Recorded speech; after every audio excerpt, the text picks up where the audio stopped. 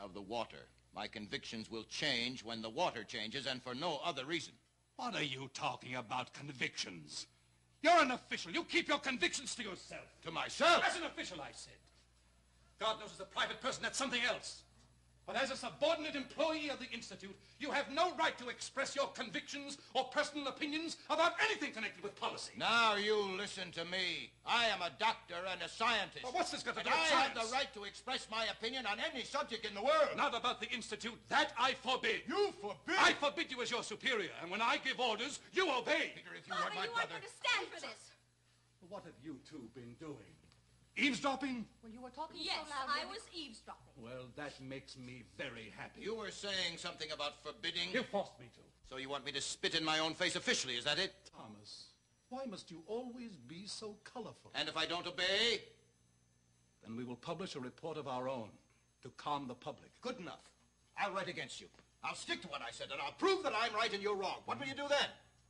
Then I simply will not be able to prevent your dismissal. What? Father. Dismissed from the Institute, that's what I said. If you're going to make war on Kirsten Springs, you have no right to be on the board of directors. You dare to do that? Oh, no, no. You are the daring man. Uncle, this is a rotten way to treat a man like Father. Be quiet. So young. And you've got ideas already, Well, that's natural. Catherine, you are probably the only sane person in this house. Knock some sense into his head, will you? Make him realize what he's driving his family into. My family concerns nobody but myself. His family and his own town. I'll show you who loves this town.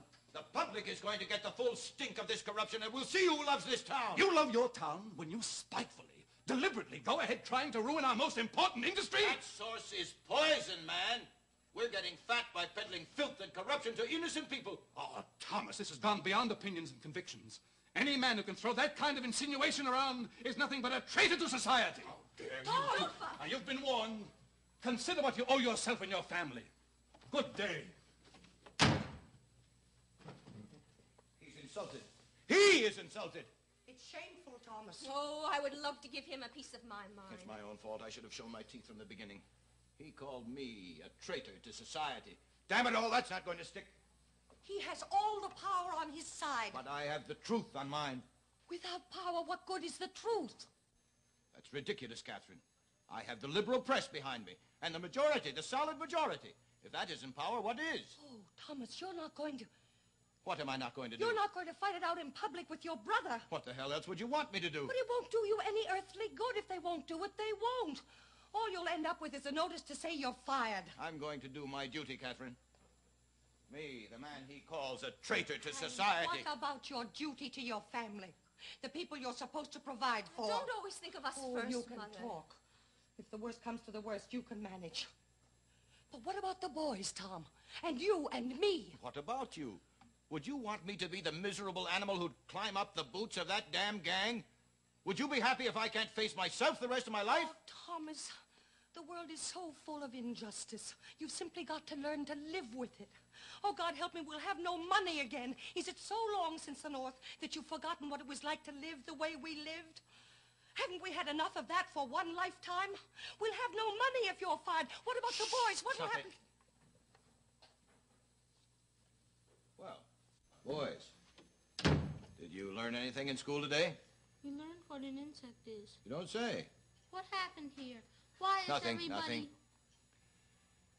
You know what I'm going to do, boys?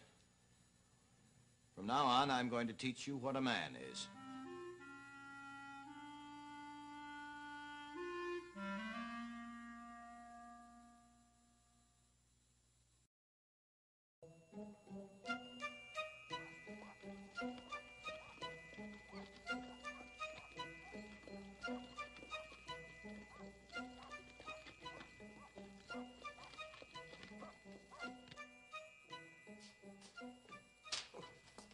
Finish it? Yes. Well, what do you think of it? It's devastating.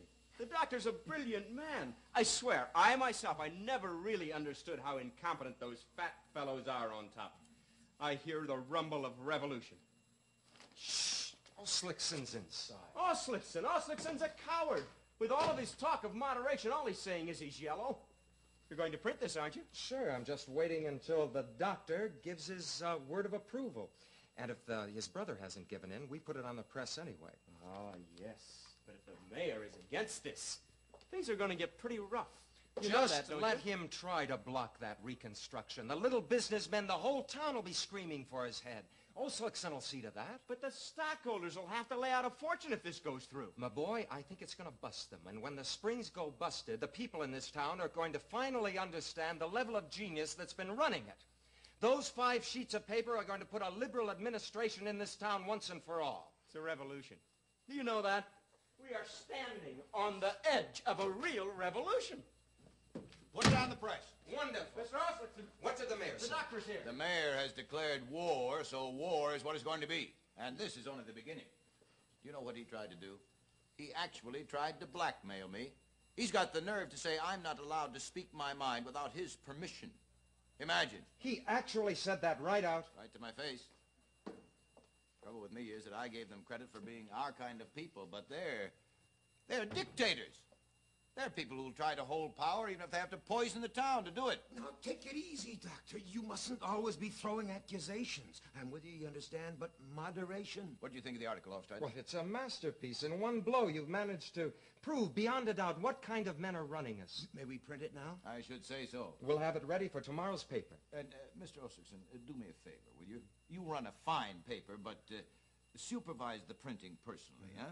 I'd hate to see the weather report stuck into the middle of my article. Oh, don't worry. We won't make that mistake this time. Make it perfect, huh? As if you were printing money. You just can't imagine how I'm dying to see it in print. After all the lies in the papers, the half-lies, the quarter lies, to finally see the absolute unvarnished truth about something important. And this is only the beginning. We'll go on to other subjects. We'll blow up every lie we live by. What do you say, Oslickson? Oh, just remember. Moderation. I don't see what's so funny about that. Dr. Stockmann, I feel as though I were standing in the middle of an historic painting. God damn it, this is an historic day. One day, this scene will be in a museum entitled The Day the Truth Was Born. Oh, I've got a patient half bandaged down the road. Doctor, the manuscript. Oh.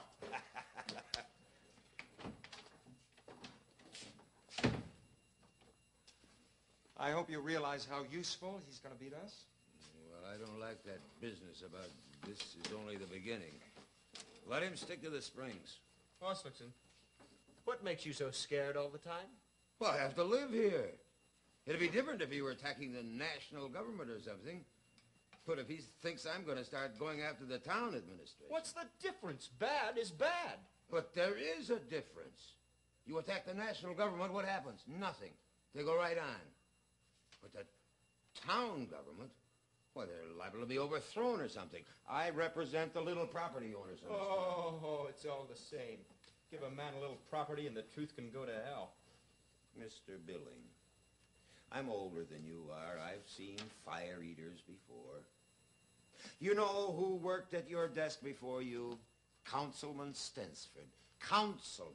Just because I work at a renegade's desk. You're a politician, and a politician never knows where he's going to end up. And besides, you applied for a job as secretary to the magistrate, didn't you? Billing. Well, why not? If I get it, I'll have a chance to put across some good things. With a job like that, I could put plenty of those big boys on the spot. All right, I'm just saying, people change. Just remember when you call me a coward. I may not have made all the hot speeches, but I never changed my beliefs either. Unlike some of the big radicals around here, I didn't change. Of course, I am a little more moderate. Oh, God. I don't see what's so funny about that.